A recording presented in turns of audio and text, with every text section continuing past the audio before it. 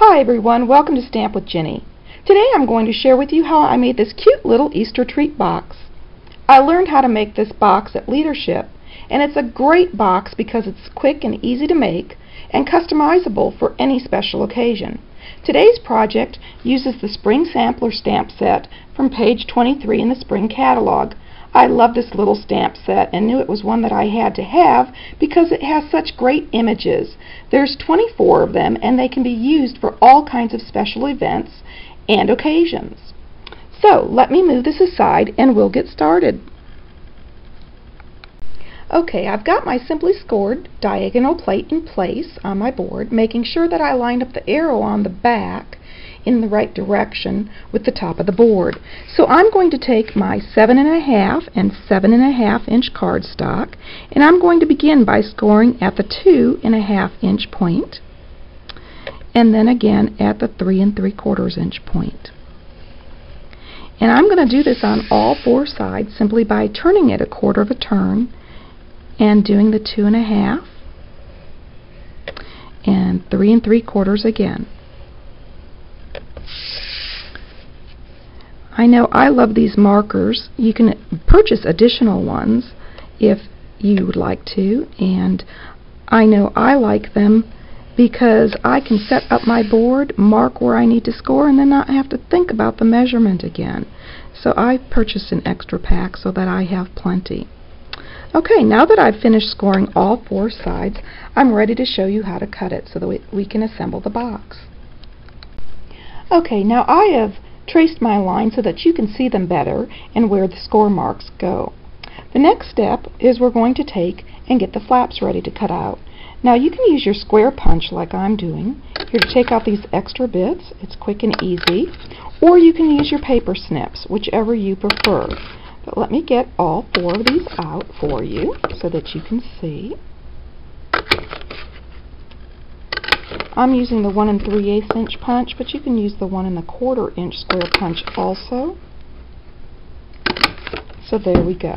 Okay, I've used my punch to punch out all the little corners. Now I'm going to simply take my paper snips and snip on this inner line until the score lines intersect.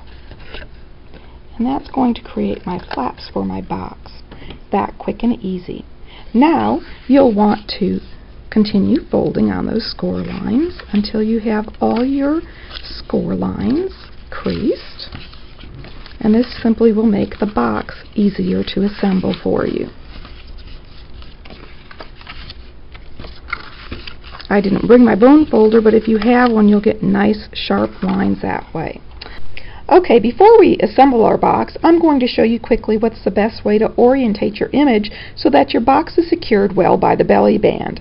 I found that by putting the tabs at the top and bottom and orientating your image in this direction, that secured the box the best. So let's go ahead and fold it and add the belly band. Okay, the easiest way I found to fold a box is to take the two sides with the flaps and place them in your right and left hand and fold them in. And then bring up the bottom of the box. You can add your little goodie to the inside and then bring down the top flap. Now I'm going to use a piece of 1 inch by 11 inch long designer series paper. I've added a piece of sticky strip to the top and the bottom opposite side. So I'm going to take this piece and wrap it around my box and kind of pinch the corners of the box and the DFP with my fingers as I wrap them around. And this is just kind of giving me a rough idea of where those score lines are going to be. And I'm going to take my box away and then simply fold them without the box and crease them well. I found this was a lot easier than measuring and scoring, and it fit each box slightly better since they do come out a little different each time depending on your cutting. Okay, so I've got my belly band.